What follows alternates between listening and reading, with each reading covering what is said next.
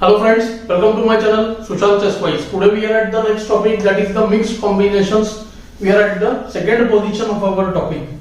Through this topic we are trying to solve positions where multiple themes operate. Like in a position there will be 2 or 3 themes which are operating simultaneously. Like we try to solve the position by using the methods which we have discussed initially. So the steps which we follow here are, we try to see where the pieces are attacking, that is we see all the pieces how they are placed. Then we try to count attacks and supports, we see the relationship between the pieces, we try to identify the weakness, and then we find the moves using check, capture, attack, and then we calculate further. So when we look at this position, firstly when we see the pieces, we see the material count instantly. We see bishop for bishop, and against the queen there are 2 rooks, okay, and we see the pawn count also. So queen and pawn versus 2 rooks, materially balanced, and usually 2 rooks are considered better. But whenever there is queen versus pieces, this kind of imbalance is there. The king position matters the most for both. So here we say that the black king is looking very safe, right? So technically we would say that these 2 rooks are superior to the queen in this position. But there is one problem in this position, the weakness. What we see weakness, 2 weaknesses are operating here.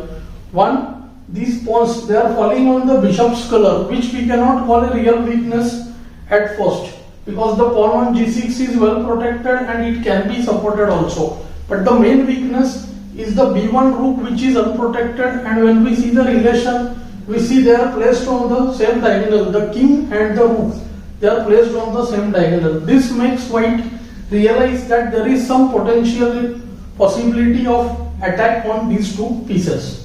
Okay, let's see another weak square is the square on g8, from where the queen might penetrate. Let's say queen a8 and queen reaches g8. But note the point, even if the queen reaches g8 after k8-6, there is no further breakthrough in the position. The bishop is nicely blocking the queen's attack on g6. And soon these both rooks would start attacking the f2 pawn, and white's position might become very difficult. So the only candidate move which genuinely has any hope for white is the move bishop g6 check. This is how we find the moves.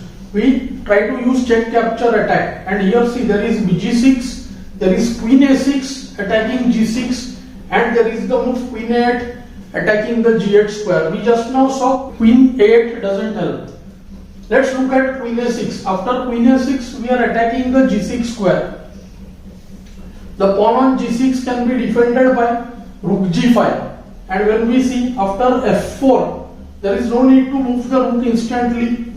Black can play rook b2 check and start harassing the white king over there. So white started his calculation in the move bg6 check. After bg6 check, kg6, it looks like the bishop is lost. Do note that it was forced to take the bishop because bishop also attacked b1. So king comes to g6 on the white square. The rook on b1 is also on the white square. This helps us find the next move, that is the move queen a6 check. As I have told many times before, when we give up a piece, the second move, which is our second move here, and it happens to be the third ply, means one half move is 1 ply. So queen a6 in itself is 1 ply. If we say bg6 kg6, this is 1 move, means 2 plies, 1 white move and 1 black move.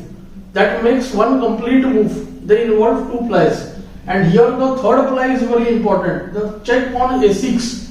So that is the main secret of calculation, the third ply, the second move in this case, queen a6. And we see that the black king is caught very badly. On all the light squares, we see the rook on b1 falling victim of a double attack. So here first what he does, bg6 kg6, we decoy, means force the king on a particular square, deflection to a particular square, decoy. After queen a6 check, if king goes to f7, then queen a2 check, we are using double attack. If bishop comes to f6 after queen a6 check, queen d3 check, b1 is lost. If king moves to h7, then also queen d3 check and the b1 rook is lost.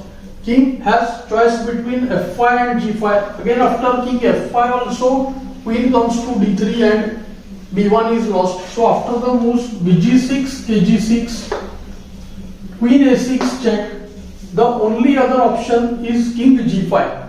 But we see that after king g5 there is the very strong f4 check, after which white has to be slightly careful.